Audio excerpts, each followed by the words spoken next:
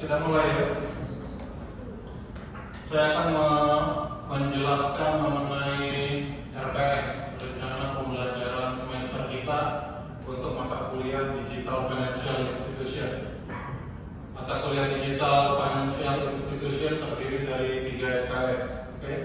Nanti setelah penjelasan ini saya berharap ada pertanyaan dari rekan-rekan semua.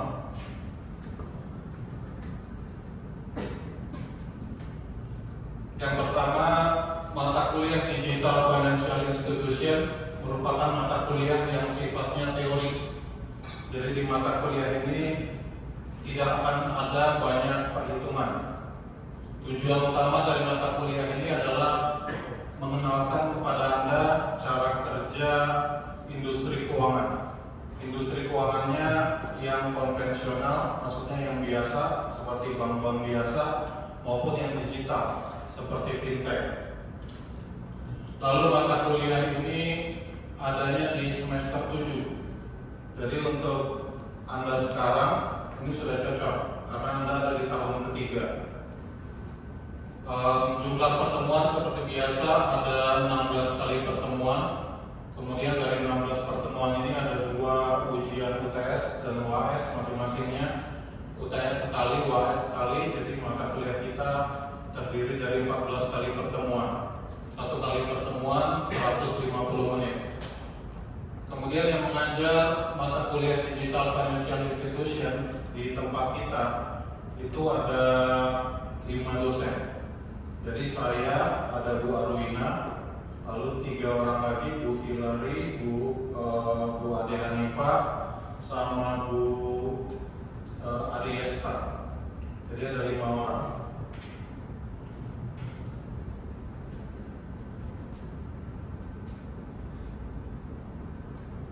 Kemudian ini adalah output yang diharapkan dari Anda semua dari segi attitude selama proses pembelajaran maupun nanti setelah mengambil mata kuliah. Diharapkan Anda menunjukkan sikap responsibility, bertanggung jawab, maksudnya bisa belajar secara independen, bisa belajar secara berkelompok, maupun attitude yang menyangkut norma dan etika. Jadi belajar secara mandiri, kemudian kalau memang waktunya belajar kelompok ya Anda harus berkontribusi terhadap kelompok Anda. Jadi jangan sampai teman yang kerja Anda enggak gitu. Lalu dalam proses pembelajaran juga Anda menunjukkan tanggung jawab, memperhatikan dengan sungguh-sungguh. Apabila diberikan tugas Anda kerjakan dengan sebaik-baiknya. Lalu yang kedua yang diharapkan dari Anda yaitu adanya general skill, kemampuan Anda untuk menunjukkan cara berpikir yang logis, kritis, dan inovatif. Apalagi nanti di mata kuliah ini, terutama yang setelah UTS, akan banyak penjelasan mengenai teknologi informasi. Oke. Oleh karena itu, dalam kaitannya dengan teknologi informasi, Anda harus bisa mengaitkan perkembangan teknologi ini dengan nilai-nilai kemanusiaan. Selanjutnya, kita juga mengharapkan dari Anda itu performance yang bisa diukur dan berkualitas. Nanti terlihat dari soal ujian kalau untuk yang bisa diukurnya. Sementara untuk hal yang berkualitasnya nanti akan dilihat dari presentasi dan tanya jawab. Jadi di mata kuliahnya ada presentasi, lalu ada tanya jawab dari rekan-rekan teman-teman Anda kalau ingin bertanya. Setelah itu baru dosen memberikan penjelasan. Yang ketiga, mahasiswa mampu menyajikan informasi dan mengekspresikan ide dengan jelas, baik secara verbal, secara omongan maupun dalam tulisan. Ini nanti wujudnya yang saya bilang tadi, presentasi dan tanya jawab. Itu adalah skill yang akan muncul, yang akan Anda perlihatkan. Kemudian knowledge, pengetahuannya secara umum, memahami mengenai lingkungan bisnis, perusahaan keuangan, financial industry, serta faktor-faktor yang mempengaruhi lingkungan bisnis tersebut. Yang terakhir adalah special skill. Special skillnya Salah satunya Anda nanti bisa mengukur kinerja industri keuangan beserta faktor-faktor yang mempengaruhi kinerja tersebut. Lalu Anda bisa juga menyebutkan bagaimana strategi bisnis dan lingkungan organisasi untuk industri keuangan dalam skala nasional maupun internasional. Jadi nanti ada penjelasan mengenai seperti bagaimana bank sentral di Amerika atau bank sentral di Eropa, lalu bagaimana mata uang asing selain daripada rupiah. Jadi hal-hal ini yang menunjukkan adanya konteks internasional atau konteks global.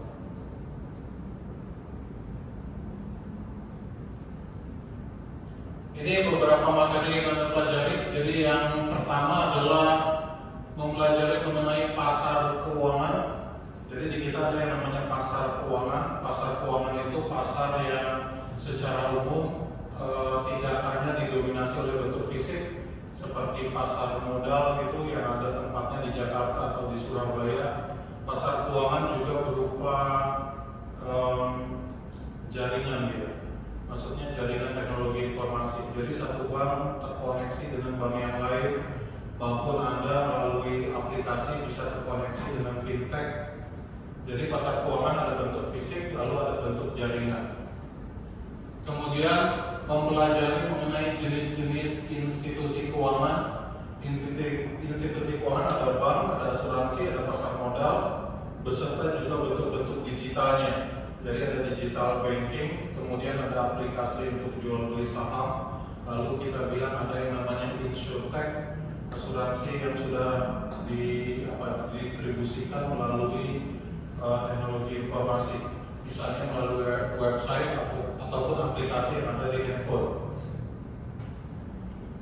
Lalu menjelaskan apa itu financial intermediaries. Ini financial intermediaries artinya penengah. Jadi industri keuangan itu ada di tengah-tengah antara pihak yang kelebihan dana sama yang kekurangan dana. Jadi misalnya kita menabung, nanti uangnya dipinjamkan kepada orang yang membutuhkan. Jadi bank itu kita bilang memiliki fungsi intermediary. Pada materi yang kedua kita akan mempelajari tentang aset yang dimiliki oleh industri keuangan. Kemudian salah satu jenis aset yang akan dijelaskan nanti di mata kuliah ini adalah bond market. Jadi pasar untuk bond yang biasa di Indonesia disebut sebagai obligasi. Jadi akan ada nanti jual beli obligasi di pasar fisik maupun melalui website. Ada beberapa website yang menjual bonds. Lalu pemerintah juga mengeluarkan bonds yang kita bilang ORI, obligasi retail Indonesia. Selanjutnya di materi yang ketiga kita mempelajari mengenai central banking system. Central banking adalah bank untuk bank. Jadi di Indonesia nama bank sentralnya adalah Bank Indonesia. Bank Indonesia itu punya fungsi sebagai bank dari bank yang ada. Jadi semua bank yang ada di Indonesia itu punya rekening di Bank Indonesia. Mereka nabung. Seperti kita nabung di bank, bank juga nabung di bank yang lain. Menurut undang-undang di kita, undang-undang tentang perbankan, semua bank yang ada di Indonesia wajib membuka rekening giro di Bank Indonesia. Anda juga akan dikenalkan dengan bank sentral yang ada di larger economies, yang ada di negara-negara maju dan emerging economies, negara-negara berkembang. Jadi Anda akan mengenal BOJ, Bank of Japan, kemudian ECB, ini European Central Bank, Bank Sentral Eropa, lalu Federal Reserve yang sering disingkat sebagai The Fed, Bank Sentral dari Amerika Serikat, BNM, Bank Negara Malaysia, Bank Sentral Malaysia, dan segala macam. Kemudian apa tugas dari bank sentral tersebut? Karena tugas bank sentral biasanya salah satu di antara dua, mengatur inflasi. Yang pertama mengatur inflasi atau mengatur menstabilkan harga barang dan jasa. Kemudian tugas yang kedua dari bank sentral biasanya adalah berurusan dengan tingkat pengangguran. Bank sentral di Indonesia misalnya tugas utamanya adalah inflasi. di Indonesia.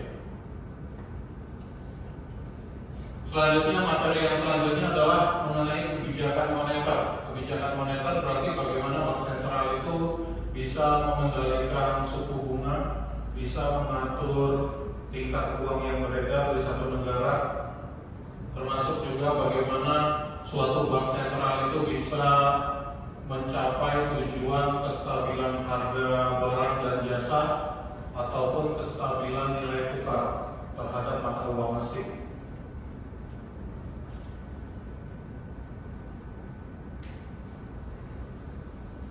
Lalu di materi nomor 5 yang akan Anda pelajari adalah mengenai foreign exchange atau forex, mata uang asing.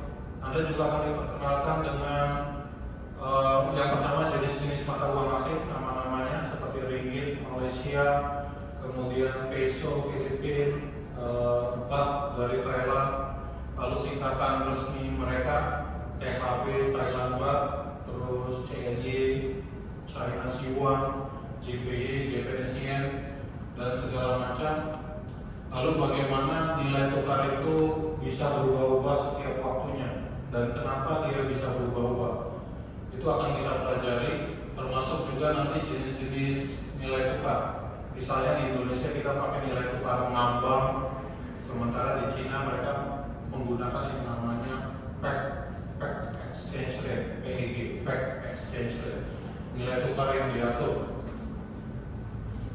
Setelah mempelajari mengenai mata uang asing, kita akan belajar tentang laporan keuangan bank, termasuk laporan keuangan perusahaan fintech, financial technology. Anda juga nanti mengenal yang namanya pedoman akuntansi perbankan Indonesia. Di kita ada pedoman akuntansi khusus untuk industri perbankan. Pada materi yang ke-7, kita mempelajari mengenai sejarah sistem perbankan. Cuman di sini kita belajar sejarahnya lebih banyak ke Amerika. Nanti akan kita tambah juga dengan sejarah di Indonesia, bagaimana Bank Indonesia itu dibentuk sesudah masa kemerdekaan. Lalu kita mengenai, nanti dikenalkan mengenai yang namanya thrift industry. Thrift industry itu bank kecil yang melayani simpan pinjam. Jadi kalau di kita mirip seperti bank perkreditan rakyat BPR yang ada di desa-desa. Kalau sekarang kan thrift industry itu Anda tahunya jual beli pakaian gitu ya kan? Ya, itu aslinya dari bank itu, kata-kata thrift itu. Jadi bank kecil yang melayani simpan pinjam, jadi kita bisa nabung, bisa minjam uang di situ. Dan itu adanya thrift industry ini pertama kali munculnya di Amerika dulu. Next, kita mempelajari mengenai paperless transaction, termasuk juga yang namanya loop payment. Jadi seperti kita belanja di merchant lalu Anda membayar pakai QRIS kayak gitu. Kalau di Bank Indonesia namanya LLP, lalu lintas pembayaran. Jadi kalau kita pakai kode QRIS itu, kita scan itu, nanti uangnya larinya kemana? Apakah langsung ke bank atau lewat Bank Indonesia dulu melalui proses yang namanya clearing dan segala macam.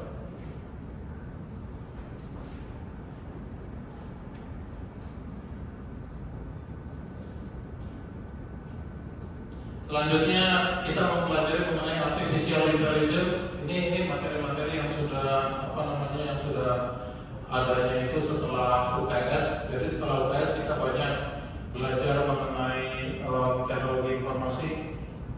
Kita nanti mempelajari mengenai artificial intelligence, lalu crowdfunding, lalu aplikasi lending yang ada di HP. Crowdfunding itu jadi kita ramai-ramai mengumpulkan uang, misalnya untuk orang ada yang terkena tumor atau apa lalu dikumpulkan uang, itu namanya crowdfunding atau crowdsourcing. Kemudian investment management adalah manajemen investasi, misalnya melalui reksadana. Di kita ada perusahaan yang namanya Dana Reksa yang dia bergerak di bidang reksadana. Kemudian kita mempelajari tentang resiko resiko suku bunga. Karena suku bunga itu naik turun setiap saatnya. pada saat suku bunga itu naik, orang-orang akan ramai-ramai nabung di bank, ya kan? Karena mereka bisa mendapatkan bunga yang tinggi.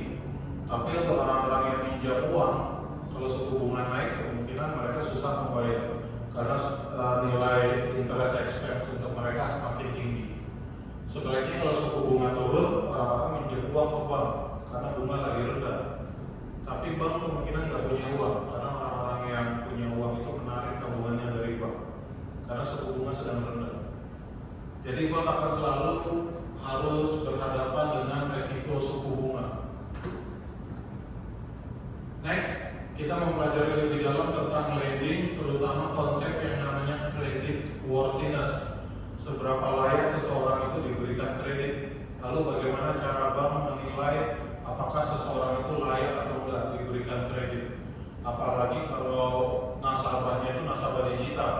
Jadi bank nggak pernah ketemu sama nasabah itu, hubungannya hanya lewat aplikasi. Nah, bagaimana cara bank menilai dia itu layak diberikan kredit atau tidak? Kemudian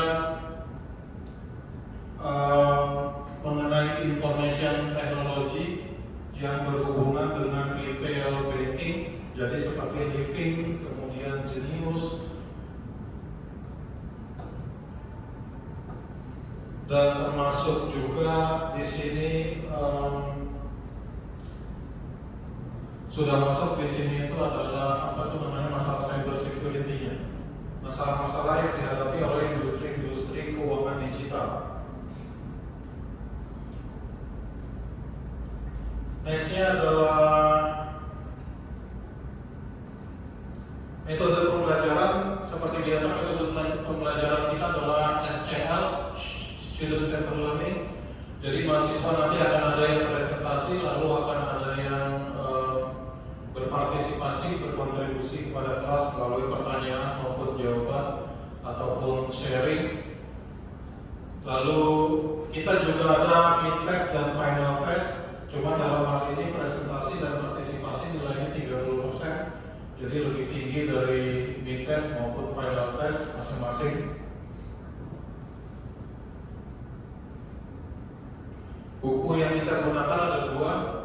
Yang pertama buku yang ditulis oleh Frederick Mishkin tahun 2018. Yang kedua buku yang ditulis oleh Stardovi tahun 2017.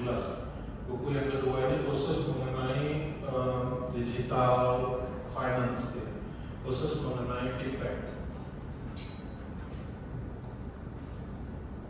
Lalu ini yang kita pelajari di minggu pertama, minggu kedua, semuanya materi-materi yang sudah saya jelaskan. Ini hanya pembagian menurut waktunya saja.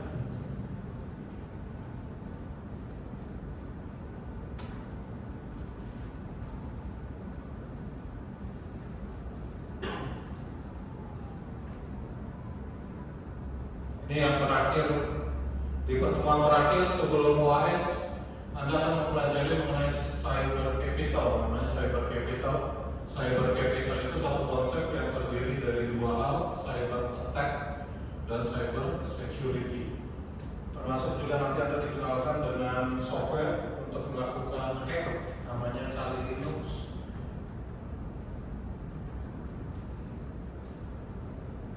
Kayaknya nggak ada lagi dari saya. Saya yakin Anda kayaknya kelihatannya sudah punya banyak sekali pertanyaan, ya kan?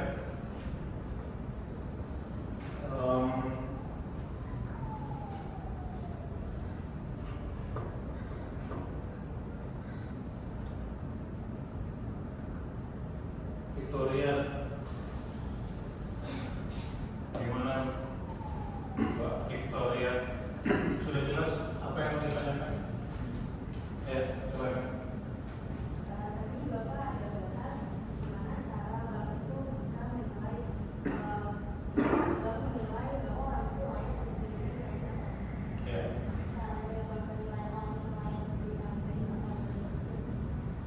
Oke, ya, saya berikan gambaran sedikit aja sekarang ya. Nanti akan dipelajari sesudah UTS. Cara yang paling konvensional, cara yang paling gampang untuk menilai seseorang layak diberikan kredit atau enggak, itu kita minta slip gajinya. Jadi kita minta slip gaji dia, kemudian dari slip gaji dia itu 30%-nya itu adalah besaran cicilan yang bisa dia bayarkan. Jadi kalau ada seseorang bergaji 10 juta setiap bulan, berarti kemampuan dia untuk membayar bunga beserta membayar cicilan lah secara bunga dan pokoknya ke bank itu berarti dalam 1 bulan sekitar 3 juta rupiah gitu. Jadi bank sudah melakukan riset, kemudian dari hasil riset itu ditemukan kalau di Indonesia jumlah cicilan yang bisa dibayar seseorang itu kurang lebih 30% dikalikan penghasilan dia setiap bulan gitu. Oke, jadi semakin besar gaji seseorang berarti semakin banyak pinjaman yang bisa dia ambil.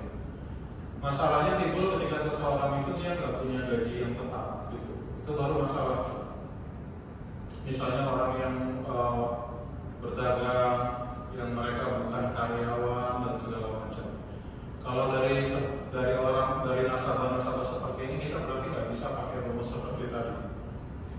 Jadi akhirnya kita melakukan penilaian kemampuan dia layak diberikan kredit atau enggak, misalnya dari pengeluaran dia. Jadi kita minta pengeluaran dia setiap bulan jumlahnya berapa. Nanti dari pengeluaran itu baru kita taksir berapa jumlah cicilan yang bisa dia bayarkan. Nggak ada rumus yang baku dari pengeluaran itu apakah 20%, 30% itu nggak ada. Nanti tergantung besarnya pengeluaran dia, lalu tergantung kepada judgement bank. Kurang lebih seperti itu. Terima kasih banyak, Victoria. Alexandra, gimana Alexandra? Ya, pikirin dulu aja.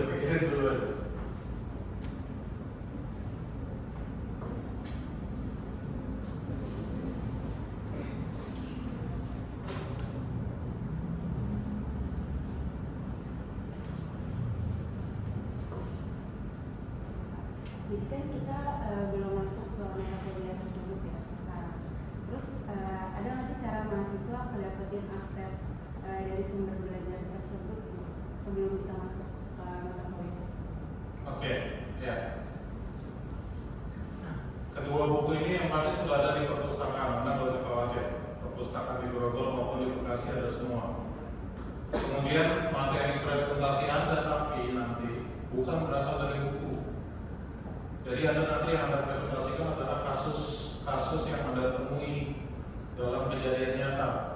Misalnya minggu depan jadwalnya Anda belajar mengenai sistem keuangan dan pasar keuangan.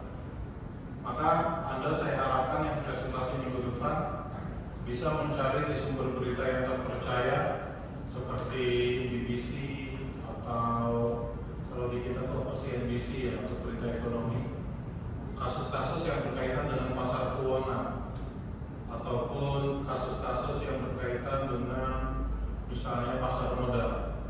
Jadi Anda presentasi tidak perlu mencari dari buku materinya, karena dari buku nanti dosen yang menjelaskan. Yang Anda presentasikan yang kasusnya. Jadi nanti misalnya mempelajari tentang cyber security, lalu Anda akan presentasi bagaimana misalnya suatu bank di Indonesia itu dibobol oleh hacker, bank mana, kejadiannya di mana, kerugiannya apa saja. Jadi kurang lebih seperti itu. Jadi nanti akan dibentuk kelompok, lalu Anda mencari kasus-kasus yang relevan dengan materi setiap minggunya. Oke, yang dari buku Anda nggak usah presentasi. Yang terakhir yang mana laki-laki lah ya, pahala lah ya. Pertanyaan terakhir, Mr. Pahala.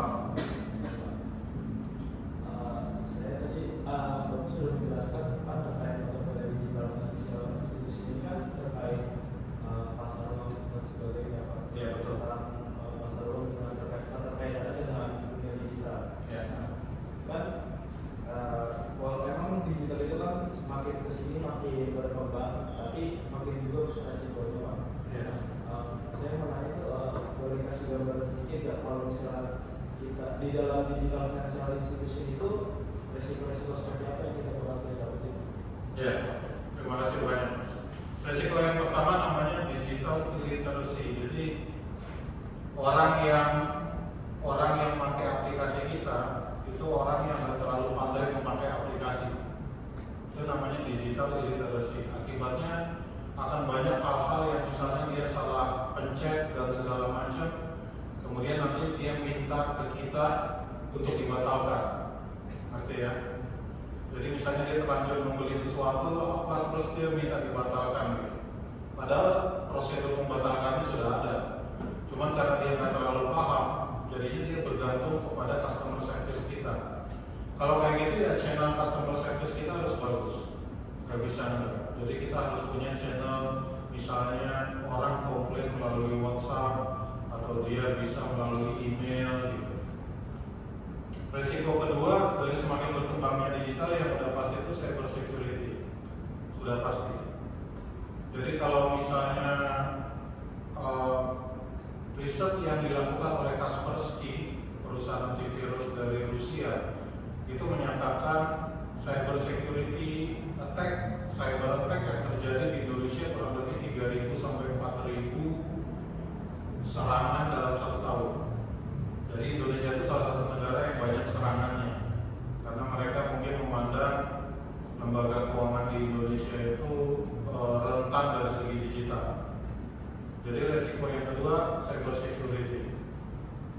Karena di saat yang bersamaan di kita itu SDM yang mendalami cyber security nggak banyak, sama sekali nggak banyak di kita.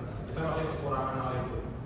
Akibatnya antar perusahaan keuangan satu dan yang lain itu ada namanya brain drain. Jadi mereka saling membaca. Jadi dia udah kerja di sini pindah ke perusahaan ini karena sumber daya di luar nggak banyak. Makanya sebetulnya untuk mahasiswa bisnis seperti kita ini mempelajari cyber security itu udah wajib, udah harus, karena kita kekurangan SDM di bidang itu. Cyber security nggak sulit kok, nanti Anda akan dikenalkan. Kalau sekarang Anda nggak perlu bisa pemrograman, jadi tinggal diklik-klik gitu Anda bisa. Misalnya ada aplikasi namanya Nmap yang gunanya untuk memonitor traffic lalu lintas internet di satu tempat, atau Anda mau membuat malware, cuma jangan dipraktekin. Kalau Anda mau bikin virus atau apa sudah ada aplikasinya namanya Empire gitu. Jadi Anda nggak perlu bikin dari nol kayak orang bikin pemrograman gitu terus. Oke, sampai di situ dulu. Setelah ini kita langsung quiz saja. Terima kasih banyak.